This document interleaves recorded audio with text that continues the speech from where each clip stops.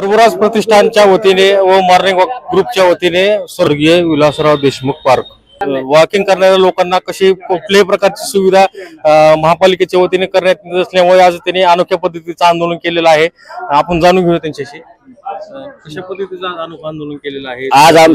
आज आम्ही प्रभुराज प्रतिष्ठान नारायणी पार्कच्या ग्रुपच्या वतीने प्रतिकात्मक दिवा पेटवून जेणेकरून महानगरपालिकाचा कारभार हे दिव्याखाली अंधार असा झालेला आहे। त्यामुळे आम्ही नारायणी पार्क मान्य विलासरावजी दगडूजीराव देशमुख पार्क या ठिकाणी सुविधा नाहीये, शौचालय 2-3 वर्षापासून पाणी नाहीये, ट्रॅकची व्यवस्था नाहीये, ओपन जिमची व्यवस्था नाहीये, सीसीटीव्ही कॅमेरे नाहीये, असे अनेक प्रश्न घेऊन आम्ही आज महानगरपालिकेला निदर्शनास आणून देत आहे की आपण सर्व लातूरमध्ये सुविधा देत आहेत, सोयी करत आहेत, योजना देत आहेत, पण महानगरपालिका अख्ख्या काही मिनिटावर म्हणजे 10 फुटावर असलेली महानगरपालिकाच्या हे मान्य विलासरावजी देशमुख पार्क 10 फुटावर असलेल्या ह्याला लक्ष देता येत नाही। म्हणून आम्ही आज दिव्याखाली अंधार म्हणून प्रतिकात्मक दिवा हातात घेऊन आयुक्तांना निवेदन दिलेलं आहे।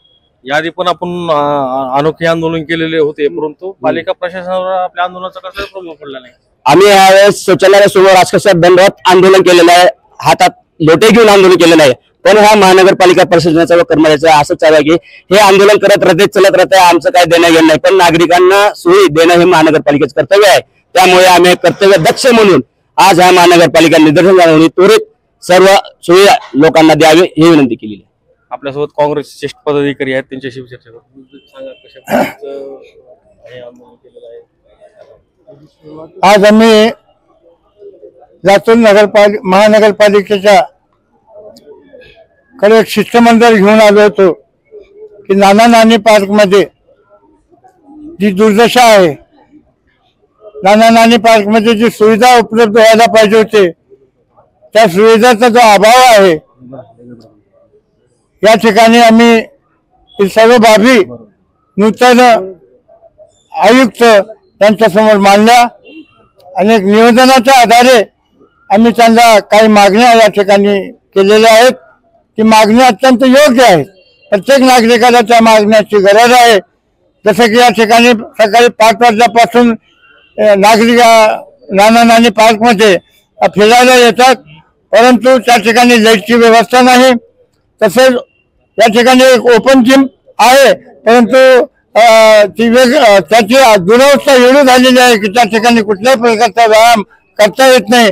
म्हणून महानगरपालिकेच्या कायद्यानुसार त्या ठिकाणी ओपन जिम या ठिकाणी नागरिकांना देण्यात यावं अशी सुद्धा मागणी आम्ही या ठिकाणी केलेली आहे।